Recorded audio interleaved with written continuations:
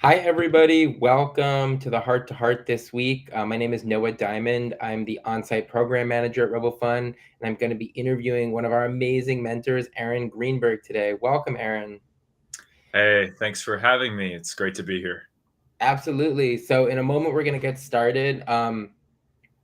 And I just want to share real fast for those who have kids in summer camp that it's going really great this week. If you're interested in joining summer camp, feel free to reach out separately. I'll tell you more about what's going on with our summer camp shortly. But Aaron, I have really enjoyed working with you on site and hearing about your ventures at various schools and how that's going. And I'm so curious. I'd love to hear, just for the parents to get a sense of you. Can you just like share a little bit about yourself? For sure. Yeah, so I've been at RoboFun for about a year, close to a year, and I am an actor by trade. So I go out on auditions, and I'm in a play right now, actually, that's going to go up soon, which is really exciting. And that's sort of my trade. But I also really love teaching. Part of the reason why I came to RoboFun was because kids are so expressive, they're very Mm, creative, and acting mm, teachers will always tell their students, you have to get back to that inner child. You have to get back to that. And so I got to say, over the past, I will call it 10 months, I've mm. learned a lot about people and acting just by being around kids. So that's definitely been part of it for me, and also the hours are flexible from a practical standpoint. RoboFun, like they're very flexible with scheduling classes and things like that. So if I, in a really spontaneous environment like entertainment, if I need to very suddenly do something, RoboFun's very flexible with that as well. And I also have interests outside of acting. I have interest in mathematics, which is like way over to the left brain Mm, as opposed to mhm, the right brain. mm, But teaching is one of the ways I love to combine the arts and sciences. I love anything that combines the arts and sciences. And mm. so RoboFun is another place where something like that happens. That's awesome. I really love that perspective of combining arts and science. And I think, because we're STEAM education, we really do attempt to combine science and art. And our classes, while they're very educational and students might learn about mechanical concepts and coding, we also always really want it to feel creative and to be fun, which is one of the reasons we emphasize Legos with robot building rather than maybe other approaches like just traditional like wiring it and soldering might be a little too advanced for some of our students but but the Lego approach is really great because there's so much room for creativity, right? And you said something, when you and I were talking before, you had some really great ideas about the left and right brain and combining creativity with more rigorous science. Can you speak more to that and how you personally view the left and the right brain connection in education and how you might attempt to foster that connection in a RoboFun class? Yeah, for sure. My own view of the left and the right brain comes from my interests in acting and in mathematics, which to a lot of people on the surface that appears very strange and like there would be no connection between them. What drew me to both of them was the escape that I could get from them. So in theater, for example, I don't think anybody can argue that there's an escape that a person can get from going to the theater and as an actor working on a character, getting absorbed in a character. It's a great form of escape, getting away from the world.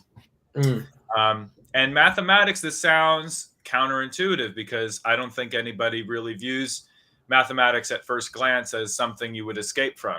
It's viewed as something that has a huge impact on the real world, and it does. But if when I started to look at why people were attracted to math in particular, as opposed to computer science or any of the adjacent sciences, I began to realize that there was like an obsession with purity. mhm, And for me, what I've always loved was once again the escape. I could focus on a very abstract problem and the entire world would just disappear. And when I was at the open house, I think I did some of my first marketing events a few months ago. I noticed that a lot of the parents who had children who were interested in something like this felt similarly about building and creating. Once they got in their zone, the world around them disappeared.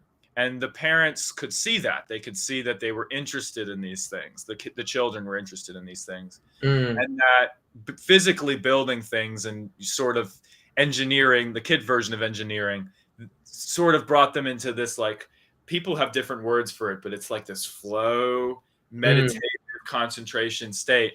mm. And so, yeah, it's just that escape. It's that flow situation that for me is it joins things together. I'm not like a neuroscience. I don't know anything about that. But Mhm. for me, if a student in my class seems to be really absorbed in something and focused on it, that's great. I've done my job. Yeah, that's amazing. Really well put. And yeah, I think that is exactly what we aim for, right? That flow state when they're really enjoying the process of creating, and they're enjoying like using what they've just learned to create, because then they've actually, absorbed and synthesized the knowledge and are applying it, right? Which we so value, right? Because there are people, students can learn facts and share the facts, which is great. That's very important. That type of informative learning. But here's like an applicable informative learning where the students are taking what they've learned and they're interested in creating something with it. And so because they're interested, the learning just flows through. It's not even Mm. like they're trying to apply it like a test and getting the answer right. And that's exactly, what we aim for. So that's really well put. And since you're talking about that, I'd love to kind of deepen hearing about your perspectives on teaching, and would ask you, like, what is your teaching philosophy? Like, how do you go about um, you know approaching teaching or supporting students to learn in general? Yeah. Um, my music teacher is just reminding me of something of my music teacher would say. He would say to, this was like kindergarten, first grade. He would Hmm. say to all of us, you could be having the worst day in the world. As soon as you walk through that classroom, throw all of that away. All of that has to change. Hmm. And he kind of made his classroom a sacred place where everything, the whole outside world could disappear. And for me, obviously, if I'm in another school, I'm really only there for like an hour and a half, 2 hours at a time. So I don't really have that level of control over what happens. But there are things like classroom contracts and stuff. And yeah, just treating the classroom as a sacred place, trying to be grounded in the present moment, making everything that happens in the classroom matter, making every moment intentional, even if it doesn't go according to plan.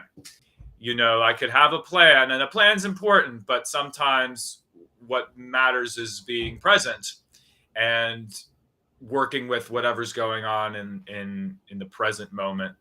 And that's how that's the quickest, most surefire way to make the classroom into a sacred place when you can't really do anything else. I love that. And like, just really, that's so great, because I think that's something that students, especially with the pandemic recently, that they may deal with, is being with adults who are really preoccupied or who can't quite give them their full attention. So, um, when they're with an adult that's really just there to be there with them, it's probably really great for them. How have you seen that intention of making the classroom a sacred place and being present? How has that impacted the students and the quality of the class in your experience? um, yeah, kids want to be seen, they want to be heard, and they want to be recognized. And if they don't get those needs met, it's going to be very hard to motivate them. Mm, And I'm only one I tell the students all the time, I'm one person. I will get to everybody as fast as I can. And I try to, but if I can fulfill that need for the students, generally I get stuff back, and they reciprocate, and they'll get through the lesson. They'll give it a shot even if they don't want to, Hmm. as long as they get that need met. And yeah, I think that's kind of the core reason why I try to stay present, because if I'm not there for those kids, like that's the trunk of the tree. That's the most important thing. Nothing else Mm. can get done if I'm not there for the kids. Now, I might not be like I'm not perfect. I'm not saying I'm perfect, because I Hmm. drift off. I forget. I'm like, I'm Hmm. like anyone else. Like I have my moments, but if the kids get ignored, it's just impossible to get anything done. Like, forget about a lesson plan, forget about, learning object, forget about that stuff. I need to be that it needs to start with just being there. Which Hmm. is so simple, but it's true. If I'm not Hmm. there mentally, how am I going to get anything done? How? Hmm. Hmm. Yeah, that's really brilliant. I really love what you said about, if you can meet their needs, then it creates a partnership. Like you're not just there to dump information on them, you're actually actively looking to meet their needs. And in doing that, it facilitates your intention, which is to, communicate a certain amount of information, have them be engaged. It gets everybody on the same page, which I love. So I just have two more questions for you here. Um, One is, so given all that, what would you say that you love about teaching? What I Like, what love do you about love most, or some things you love about teaching? um no matter, yeah, because a lot of the other things I enjoy doing or that I have interest in, they're fulfilling to me personally. Hmm. And I get a kick out of them. And I don't always know if other people benefit or if the world on the whole benefits, but I know I enjoy doing it. Hmm. With teaching, it's reciprocal. It's more like a mutual benefit of things. I do feel Mm. more like I'm helping other people, and that it's not just about me. Mm. So that's what I particularly like about teaching. I go home, and even if I'm exhausted, or even if things didn't turn out quite as I wanted them to, I knew that I was making an effort to do something for someone other than myself. That I was like trying to help other people. Yeah. And yeah, that's like as much as anyone can hope for, is to just do something for someone else. Yeah. No, that's so true. It's powerful. It's very fulfilling. And I think that's something that motivates a lot of teachers, part-time teachers or full-time teachers, that we may not consciously think about, but they really care about making a difference. And it is nice to get outside of oneself sometimes and do that for people. So all that said, can you share a favorite moment in the past few months teaching, something that happened, and what was it? Yeah, immediately. Yeah. Um, there's this coding and game design class that you and Mhm. I both know about. And we Mhm. use this program called Scratch to teach kids how to design and code their own video games. Mhm. And the layout and the UI, it's all super intuitive. It's really well made. Um, so I'm teaching this lesson with the kids about how to make their character do a flip. And it's a very simple, straightforward thing. I just make the character turn 360 degrees one time when they like press the space key or something. And this one girl in the class changes the code such that when she presses the space bar, her character goes around in a loop forever and ever. And her character is a picture of a squirrel. So I walk over to her computer, and I see a squirrel going around and around and around. And I'm presuming that she did not intend to do this, that it was, some kind of mistake. And so I come up to her and I say, hey, maybe we should try to make it happen a finite number of times. And she says, no, this is what it's supposed to be. And I Mhm. go, okay, you sure? And she's like, yeah. It's supposed to be a meme. That's I was laughing about that one for weeks. And I so just see this good. squirrel turning around and around, and she says it's supposed to be a meme.